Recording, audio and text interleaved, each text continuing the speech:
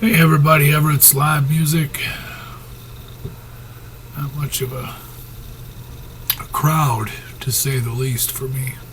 But something to, in an effort, I'll be able to look back and say I didn't do nothing.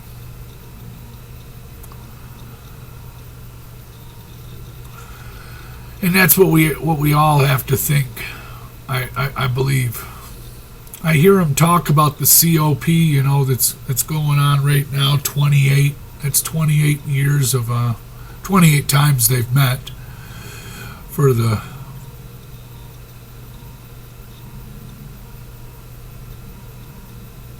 climate change and what have you. Most of what I hear about is about money.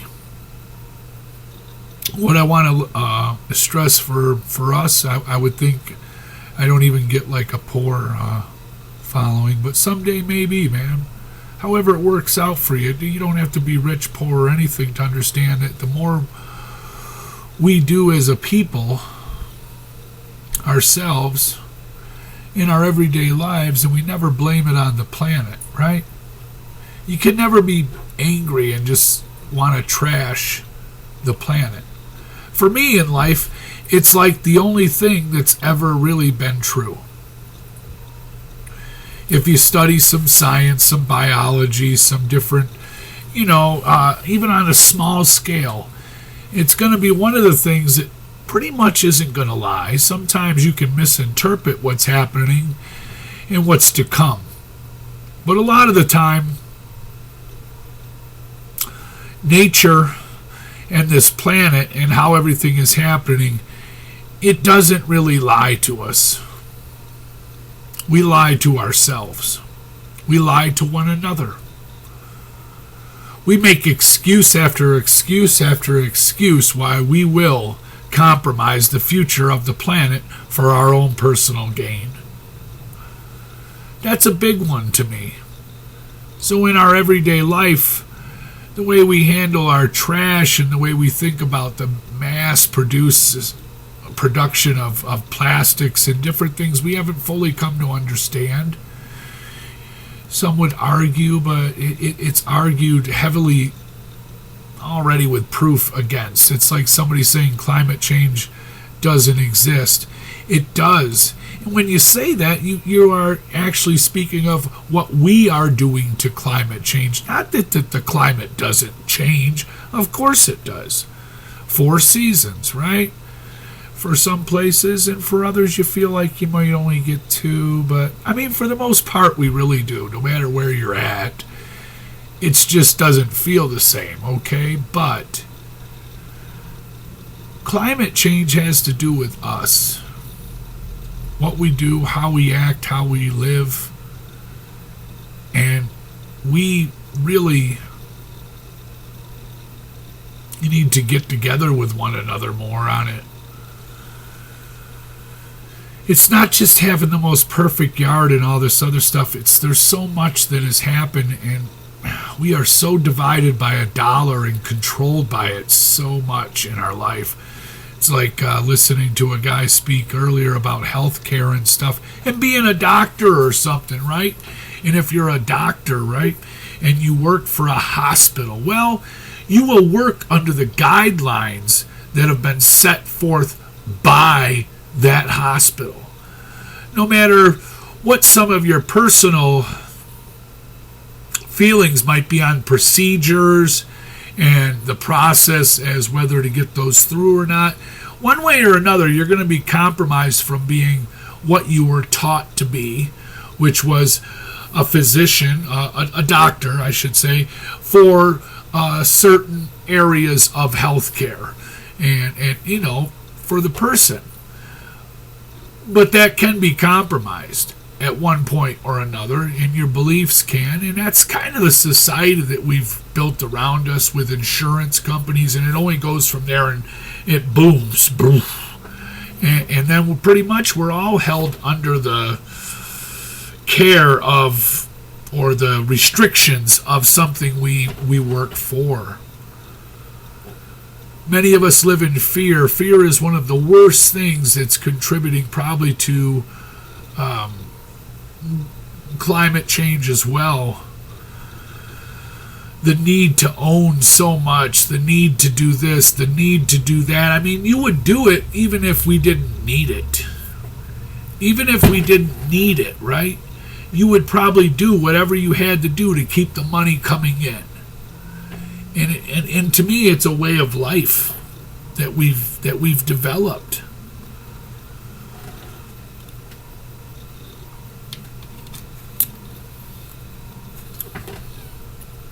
I can't help but look at that and want to say something about it when I hear the COP thing going off. I sent a message to a news dude to, will you guys talk about money? Will you ever really speak about a way of life that has been developed around $1? We are beholding to it, into a way of life that dates way back, man, to kings and queens and lords. It still happens to one degree or another. And they are the ones that decide for the lesser financially secure people which direction we're going to pretty much travel in. But I would dare say that we as a people, we have the numbers, it's in my music and stuff, and it's not a riot we're looking to create. It's a sense of awareness from person to person, no matter what you feel and think. There's nothing about this planet and the future life on the planet that should be compromised. The way we live with the planet, the way we understand it as a whole, as a people. That cannot be compromised,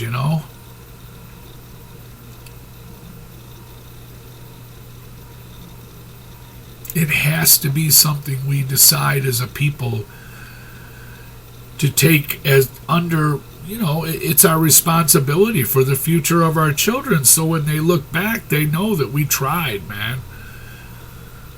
I think so much of what I hear about for climate change and their solutions, it has to do with more machines, and it has to do with more production, let's say innovation, which would be production of some sort of an idea or something. And it's not always, innovation isn't always, that I would take that back a little. Innovation, it could be just ideas, but so many of our ideas, we are not applauded. I have not been heavily applauded. I don't really have a crowd, but some of my stuff is like hard and to the point.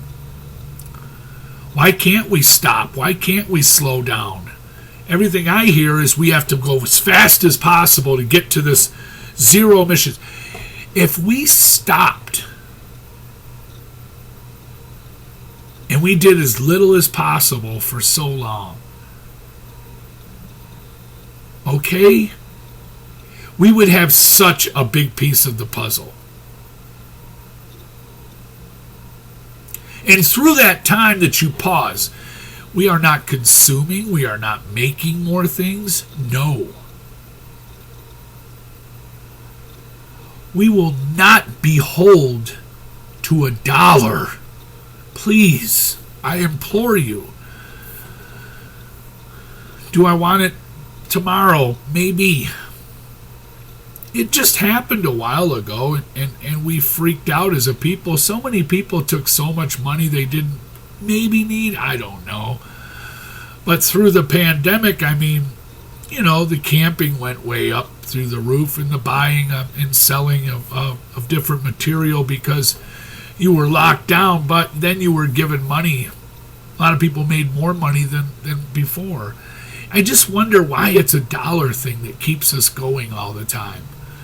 And we couldn't wait to get back to yesterday when the pandemic had hit. Everybody couldn't wait to get back to yesterday, which was it's on so many levels. I just want to express that because from somebody that doesn't have a lot of influence and money and stuff, just sees us for who we are. As the majority, we are the poor. And we go in a circle every day. We don't entirely know why. We would not stop learning, but we would stop going so far. Some of us travel so far every day. Why? Things can be done differently, I believe. Do you believe that at all? This is my COP28 shout out. I had another one the other day.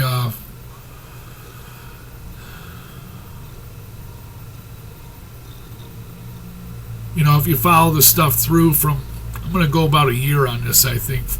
Maybe I'll keep going, but I just wanted to put a year into some of the days and some of the ideas that I think are overlooked. And what is it we really live for? Isn't it enough to be alive? How much habitat and how much life do we have to take so there's more of us? Why do we let them dictate to us? I was happy to hear one of the richest people on the planet, I believe, earlier today saying we're not going to do the 1.5, and we won't hit 4, but I think the 3 is going to be a really important thing to look at. And what time frame? I'm wondering too. I don't always have my time frames right.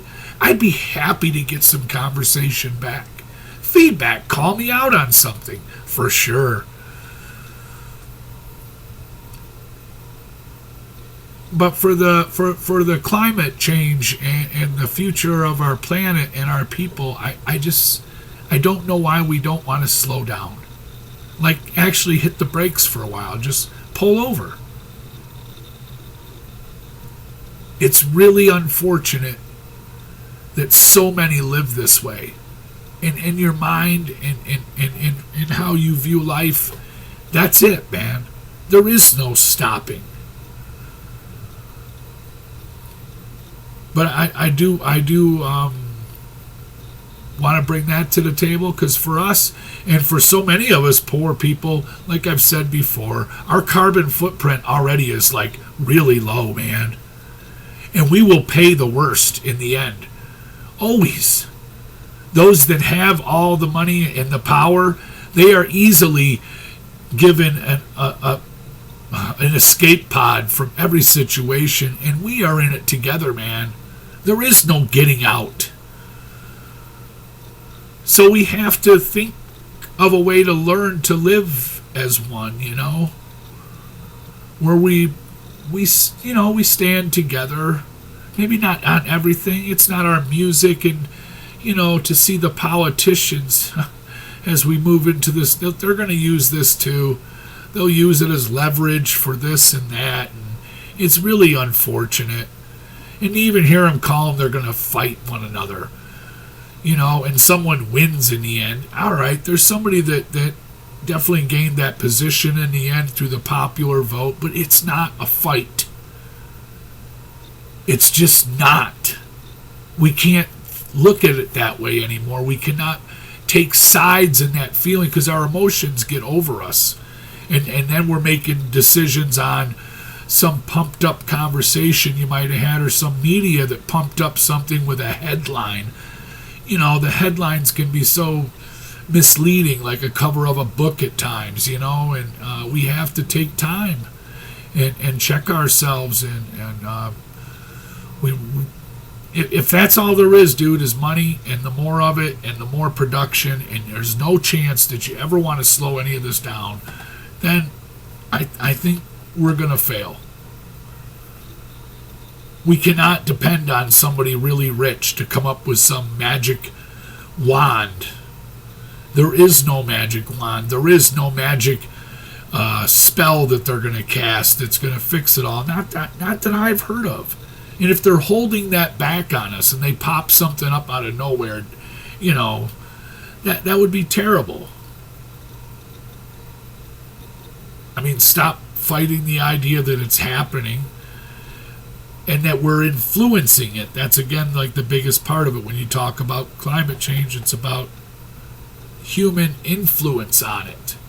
That's what we're talking about, what we have done. We have done so much. We have fought one another for way too long and missed what was right in front of us.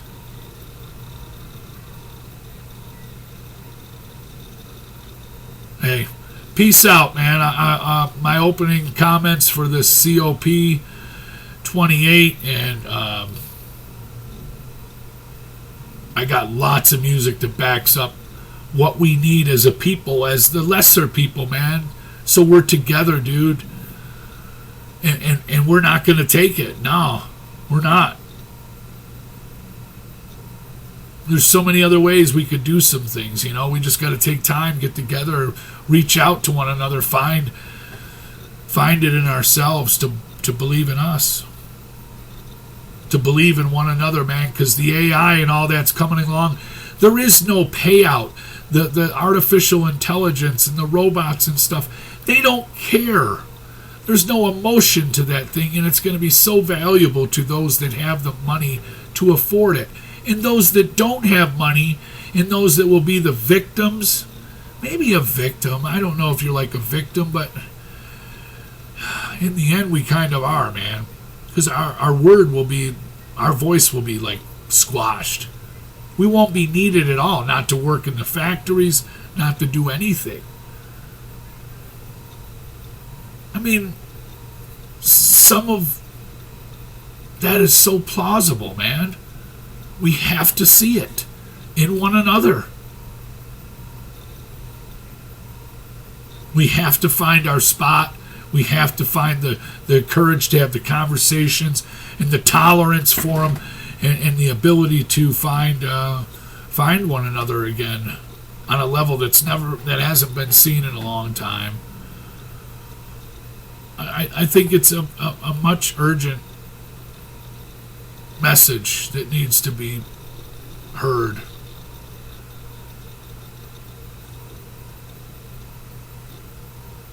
And I always hope to hear back like something, you know? Peace.